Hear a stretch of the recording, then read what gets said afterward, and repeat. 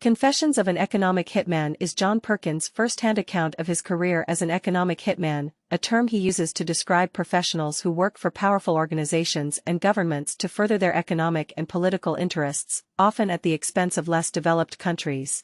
Perkins begins by describing his early career at a consulting firm, where he was tasked with convincing leaders of developing countries to take on substantial loans for large infrastructure projects, such as power plants, highways, and industrial complexes.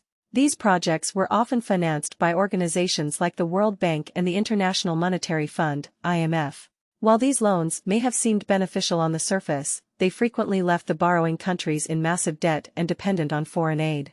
Perkins explains that the real purpose of these loans was to ensnare these nations in debt, allowing the United States and other developed countries to gain control over their resources and political decisions.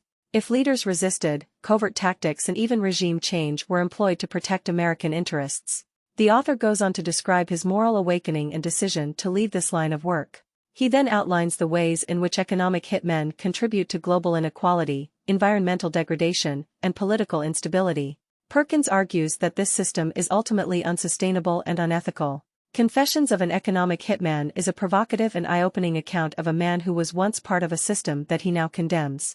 It sheds light on the intricate web of global economic and political manipulation and the consequences it has for the world's less developed nations. John Perkins' book has sparked significant debate and discussion about the role of economic hitmen in shaping global affairs.